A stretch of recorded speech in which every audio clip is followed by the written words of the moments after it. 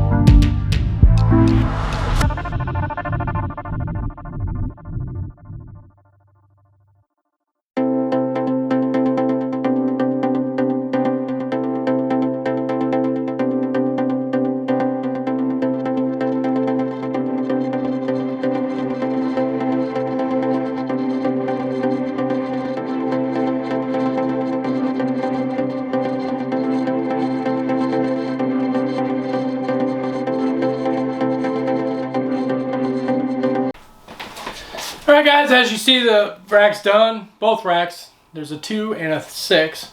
So now I have 8 more spaces I can use. So yeah, that's going to be awesome. It's going to go actually kind of where you guys are. It's sitting right now, but against the wall. In addition to that, I almost forgot, I did grab 2 of these shelves. They were on sale, so I got 2 of them. $9 a piece, well, $9.99 a piece, so $10 each. These are just for the VE6 racks. They do not work on the VE6E racks, though. I already need to clean the floor, so I'm not too really worried. So these help out a lot. I actually use both of these. Use this one here on this rack, and then the other one I have as a spare for when I pick up some more racks. I'll probably pick up a couple more of these for the VE6s anyway. So let's slip this in here. Perfect. So now I have a shelf on this rack, and I have a shelf over on my Super 70 racks. So help out a lot. I'm still unsure if I can actually fit 2 more on top of this one. I'll be able to see more once I get it back over against the wall there. After doing the rearranging of the room. But that'll be coming up next. So stay tuned for that. Shortly after this little tidbit of information. I don't know if you were watching the way I put the heat tape in. I tried a different way this time. I was thinking about it before I put the VE6 together, and I thought, well, I'll just run the heat tape in the first shelf. That way I don't have to take anything apart to get it in. So I ran the heat tape in the groove of the first shelf to cut out, and then put the shelf in. That seemed to work pretty well. Looked like it went pretty well. Anyway, it seemed to work pretty well for me. And then just a matter of weaving in and out of the holes to where you can run the heat tape in each shelf and back through down to the next one. Run it outside, run it through the groove, run it through the next shelf, down and so on and so forth. Take it down to the bottom where, as you saw, I did have to cut some off. I had to cut off this much off the bottom of the heat tape, which isn't a big deal. That's fine. So that'll run the entire rack. I did not put probes in these because I'm going to run it off of already existing thermostat and rack, which is going to be this one right here to my right. And that will run these 2 racks, that rack, and will run Freya's rack, or Freya's enclosure as well, and still have well over 300 watts of power that thermostat will run. So I should be good to go there. And that's about all, and that's all I'm going to run on that particular thermostat. The thermostats run roughly about, well, this one here that I have that's going to be running these is about 700 watts. And with all the heat tape and the heat mat and everything that I have that's going to be hooked up to that particular thermostat, I should only be running about 450, right around 450 to 500. So I have a couple hundred extra on this thermostat. So I should be good to go. I think I figured it out less than 400, but I'm kind of jumping up a little bit. So, yeah, so I don't want to stress out the thermostat too much, because you run it at maximum wattage constantly, it's going to die on you. It's just how things are. But, get going on the rearrange, and, yeah, that should be a good video. But that's going to be a Patreon video. So, if you want to see me actually do the rearranging, and talk about how things are going to look and progress over the course of the next couple years or whatnot, jump over to Patreon, check that out. But until then, stay safe. I'm trying to figure out what to do with my other memory card. Oh well, it's up here someplace. It's up here someplace. I'll find it. I promise I'll find it. But as always, guys, let me know if you enjoyed the video. If you have any questions whatsoever on these racks, I've got a little bit of experience with them now. I've got these 1, 2, 3. Well, I got 2 VE6s actually in here. I've got 1, 2, 3 VE6E racks in here. I've got the VE2 rack in here now. I've got 2 the Super 70, well, they're the CB 70s when I got them. I've got 2 of the 5s and 1 of the 3s, so I've got 3 of those in here. All vivarium electronics. I've got since I bought the CB 70s, the reptile basis has gone to the Super 70s, so they're slightly bigger than these, the CB 70s, so just a little bit wider. Take different tubs as well, but they will also take the Freedom Breeder 70s. They said that they should work with all the 70 series tubs, most of the 70 series tubs. So, because I have Freedom Breeder 70s in mine now, in the CB 70s, they work perfect, fit perfect too. And just a little bit of a gap on each side, and that's perfect. But they should also work with the Freedom Breeder 40s, but you'll just have a wider gap on each side. Because the Freedom Breeder 40s are narrow, same size tub lengthwise and heightwise, just narrow. So, but yeah, if you have any questions on any of the racks in the room, I also have a Sea Serpents 5, what is that, 28 quart tubs. I can't remember the name, this designation of that one now. But that one since has changed as well. The only thing that's changed on it is the tubs. The tubs are now, I think, Vision tubs instead of the Sterilites. But that's the only thing changed on that one. So, but as always, guys, stay safe. Like, share, subscribe, hit the bell notification, set to all that good stuff. Facebook, TikTok, and Instagram. If you want to help support this channel, go look at Patreon, where I'm going to be at after this video, and doing a little bit of a rearrange in the room. It's the start of many. So, yeah, guys, see you guys in the next video. Bye.